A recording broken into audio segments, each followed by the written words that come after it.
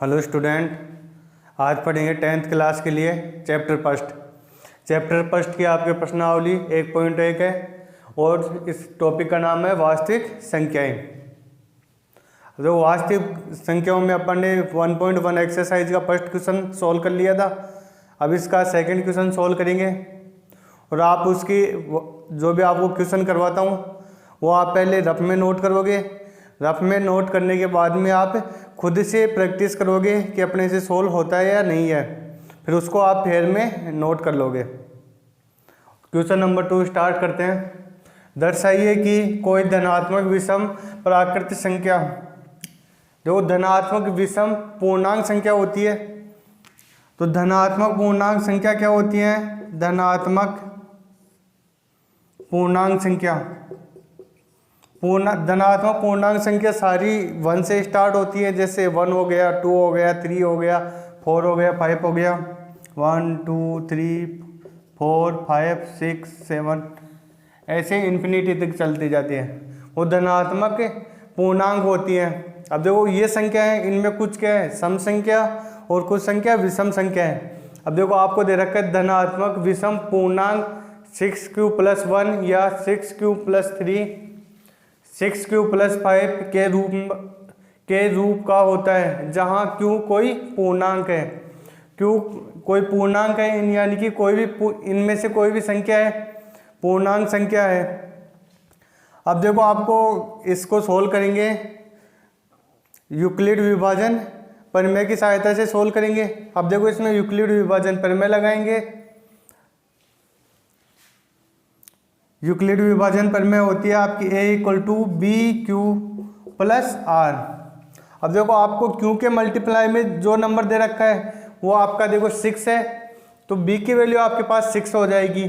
और a अपन मान लेंगे, कोई भी धनात्मक पूर्णांक होगा वो आप मान लेना। a मान लो, a क्या है? धनात्मक पूर्णांक। और b आपका हो जाएगा 6 दे रखा है आपको, देखो 6 क्यों दे रखा है, यानी कि इसके मल्टीप्लाई में दे रखा है, वो क्या होगा? आपका 6 होगा, b की वैल्यू हो जाएगी। अब धनात्मक पूर्णांक यानी कि इन संख्याओं में से अपन कोई भी संख्या ले सकते हैं। जैसे मान लो आपने संख्या ले ली 18 मान लो। अब देखो ये विभाजन प्रमेय होती है, मैं आपको ये बोल रहा हूँ ऐसे डिवाइड के फॉर्म में लेते हैं। तो ये संख्या क्या होती है? देखो a होता है, मैंने आपको बताया था, उसे क्या बोलते हैं? भाज्य बोलते हैं। b होता है, उसे भाजक बोलते हैं। जिस नंबर का भाग देते हैं उसे भाजक बोलते हैं। और q होता है, वो क्या होता है? भागफल होता है, भागफल होता है। और प्लस r होता है, वो क्या होता है? शेषफल होता है। r को लिखते हैं शेषफल। अब देखो किसी भी नंबर में अपन डिवाइड करते हैं तो अपने को भाज्य लेना पड़ता है, भाज्य ही लेते हैं, उसमें अपन भाजक का डिवाइड करते हैं। मान लो आपको भाज्य दे रखा है, आपको कोई भी धन पूर्णांक ले लेते हैं। तो अब इसमें से कोई भी आप धन पूर्णांक ले सकते हो। मैंने 18 ले लिया। अब देखो इसका भाजक का डिवाइड करेंगे, यानी कि जो भी इसके मल्टीप्लाई में होता है वो भाजक होता है। तो इसका भाजक का डिवाइड करते हैं, तो मैं 6 का डिवाइड करता हूँ, तो मेरे को भागफल भी मिल जाता है और शेषफल भी मिल जाता है। अब देखो शेषफल मिल जाएगा मेरे को, मान लो यहाँ पे डिवाइड करूँगा, मेरे को भागफल मिल गया 3 मिल गया, और यहाँ पे 18 माइनस करूँगा तो शेषफल मेरा 0 हो जाएगा, ये शेषफल हो जाएगा। अब देखो किसी भी नंबर में डिवाइड करूँगा, अब देखो ये नंबर लेके आने के लिए मेरे को क्या करना पड़ेगा? 6 × 3। अब देखो 18 के इक्वल, यानी कि जो भी आपका नंबर होता है इस फॉर्म में लिख सकता हूँ, 18 = 6 × 3 प्लस जो भी आपका शेषफल होगा वो आपका 0 है शेषफल, तो यहाँ पे 0। अब देखो यहाँ पे संख्या लिखते हैं वो 6 क्यों आपका कोई भी पूर्णांक हो सकता है, यानी कि पूर्णांक इनमें से कोई भी नंबर हो सकता है, वो 6 क्यों के मल्टीप्लाई में ही आएगा। और शेषफल आपका 0 भी हो सकता है, 1 भी हो सकता है, 2 भी हो सकता है। मान लो यहाँ पे मैंने 90 ले लिया तो मेरा शेषफल हो जाएगा 1 हो जाएगा, और यहाँ पे 20 ले लूँगा, शेषफल मेरा 2 हो जाएगा। तो यानी कि मेरा शेषफल होगा वो 0 1 2 3 4 5 तक हो सकते हैं। अब देखो 6 तो नहीं हो सकता, इसलिए आपके शेषफल हो सकते हैं वो 0 से लेके 5 तक हो सकते हैं। अब देखो इस संख्याओं को कैसे लिखूंगा, अगर मैं इसको इस फॉर्म में लिखना चाहूँ, यानी कि इक्वेशन की फॉर्म में लिखना चाहूँ, तो मैं कैसे लिख सकता हूँ इसको। मान लो कोई भी भाज्य ले लिया, ए ले लिया। अब देखो मेरे पास x की वैल्यू क्या है, भाजक क्या है मेरे पास 6 है, तो मैं 6 ले लूँगा। और मेरे पास क्यूसेंट क्या है, क्यूसेंट का वैल्यू क्या है, क्यू ले सकता हूँ। क्यू का मतलब होता है भागफल, और यहाँ पे जो भी आपका शेषफल बचता है वो ले सकते हैं। ये चीज़ आपकी समझ में आ गई होगी कि लास्ट में ये क्यू क्यों आता है, यानी कि जो भी आपका क्यूसेंट आता है किसी भी नंबर में डिवाइड करेंगे तो क्यूसेंट तो आएगा, यानी कि जो भी आपका भागफल यहाँ पे नोट कर लेते हैं, इसके मल्टीप्लाई में ही आएगा। देखो इसको सोल्व करते हैं तो 18 आता है। अब 0 ऐड करते हैं लास्ट में शेषफल। अगर यहाँ पे 19 होता तो यहाँ पे 19 इक्वल टू 6 इंटू 3 प्लस 1 करते, तो यहाँ पे इसी फॉर्म में लिख सकते हैं। तो अब इस समीकरण के फॉर्म में लिखेंगे, इसी फॉर्म में लिखेंगे।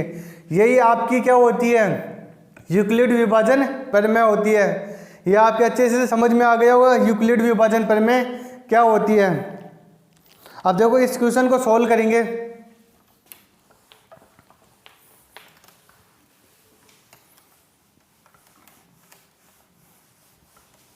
अब देखो इस क्वेश्चन को सॉल्व करेंगे। आपका भाजक क्या है, 6। यहाँ पे देखो आपका भाजक 6 है। अब मैं किसी भी नंबर का डिवाइड कर दूंगा, मान लो 18 में डिवाइड कर रहा हूँ तो 3 टाइम हो जाएगा, लेकिन शेषफल 0 आ सकता है।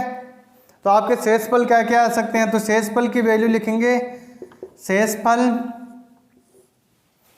आपका या तो 0 आएगा, अगर यहाँ पे 19 होता तो 1 आ जाता, 1 आ सकता है, 2 आ सकता है, 3 आ सकता है, 4 आ सकता है, 5, यहीं तक आपके शेषफल आ सकते हैं। तो ये आपके शेषफल लिख लिया, आर की वैल्यू लिख ली। अब देखो इसी इक्वेशन में अपन वैल्यू पुट करते जाएंगे। a इक्वल टू बी की वैल्यू आपके पास क्या है 6, क्यों, आपका शेषफल या तो 0 आएगा, ये आपका फर्स्ट केस हो गया।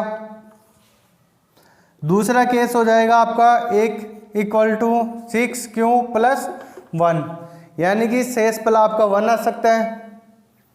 और आपका तीसरा केस हो जाएगा 6 क्यों प्लस 2, आपका शेषफल 2 आ सकता है। अगर यहाँ पे 20 होगा तो आपका शेषफल 2 आ जाएगा। अब देखो आपका थर्ड केस हो जाएगा a equal to 6 Q plus 3, आपका फोर्थ केस हो जाएगा ये 4 और ये आपका 5। तो आपका फिफ्थ नंबर का केस हो जाएगा 6 क्यू प्लस 4। 6 नंबर का केस हो जाएगा a equal to 6 Q plus 5।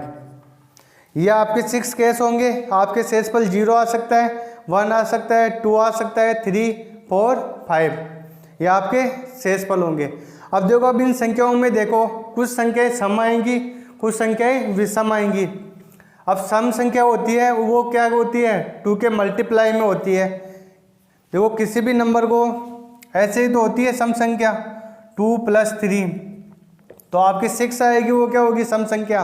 अगर 2 के मल्टीप्लाई किसी भी नंबर को 2 के मल्टीप्लाई में होती है, जैसे मान लो 6 है, 2 इंटू 3 लिख सकता हूँ, 8 है, 8 को भी क्या लिख सकता हूँ 2 इंटू 3, और 2 है 2 को 2 इंटू 1 लिख सकता हूँ। यानी कि 2 के मल्टीप्लाई में होती है सारी संख्याएं, वो संख्याएं क्या कहलाती हैं सम संख्या। अगर 2 के मल्टीप्लाई में नहीं होती है, जैसे 9 इंटू, देखो 9 में 2 का डिवाइड नहीं होता तो उससे 2 के मल्टीप्लाई में नहीं लिख सकते, तो ये विषम संख्या होती है। अब इनमें भी ऐसे ही देखेंगे कौन सी सम संख्या होगी, कौन सी विषम संख्या होगी। फर्स्ट से लेके स्टार्ट करेंगे। आप इसको नोट करना चाहो तो यहाँ तक आप नोट कर सकते हो।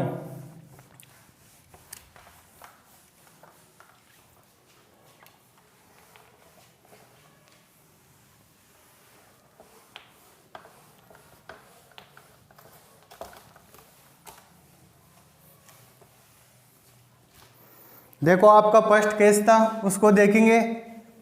a equal to 6q plus 0 था।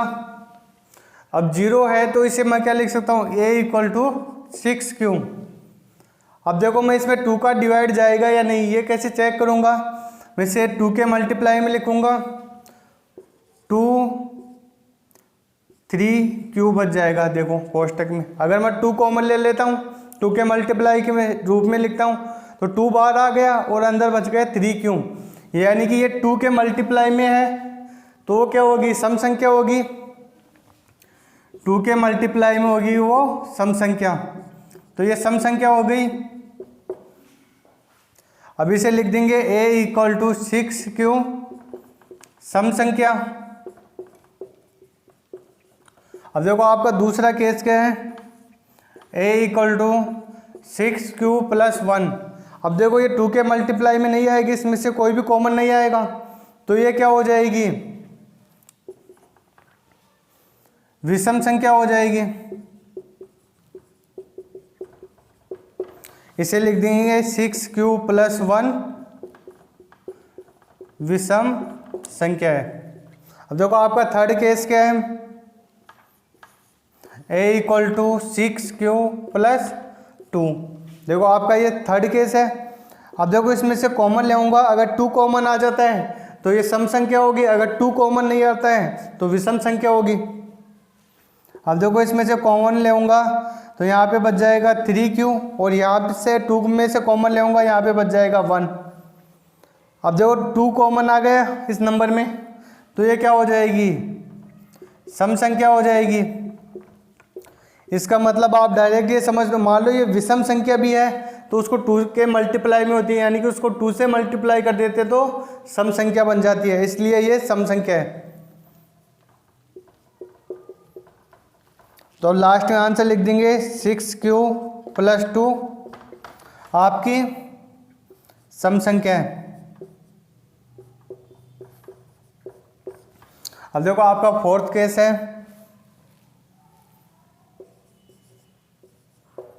6q plus 3। अब देखो इनमें से कॉमन लेंगे तो कॉमन क्या आ रहा है इसमें, देखो 3 कॉमन आ रहा है, अंदर बच रहा है 2q प्लस 1।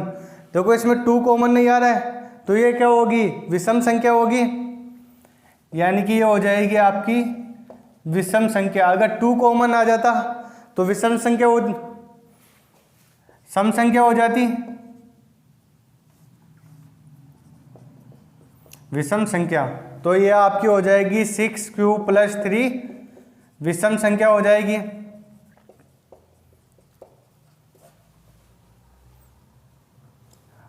देखो आपका फिफ्थ केस है, a equal to 6q plus 4।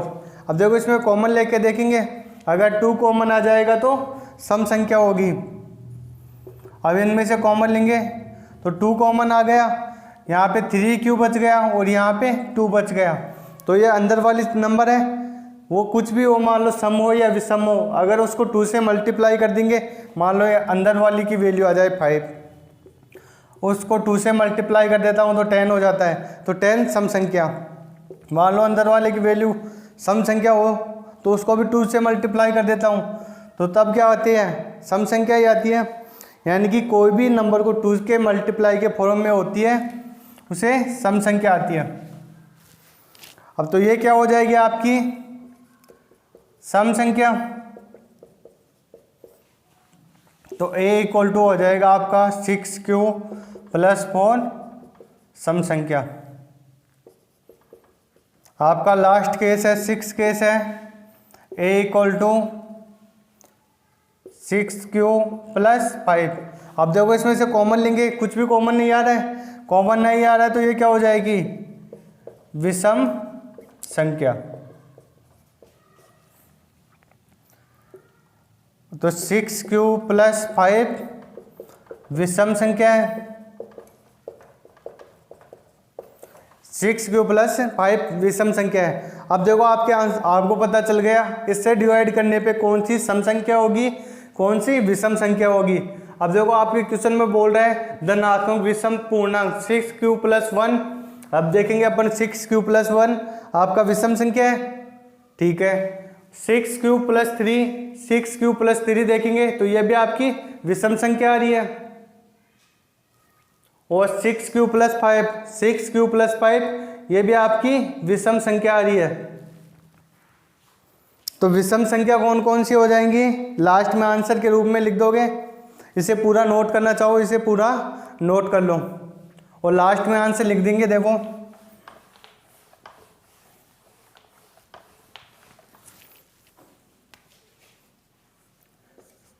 6 cube + 1, 6 cube + 3, 6 cube + 5 विषम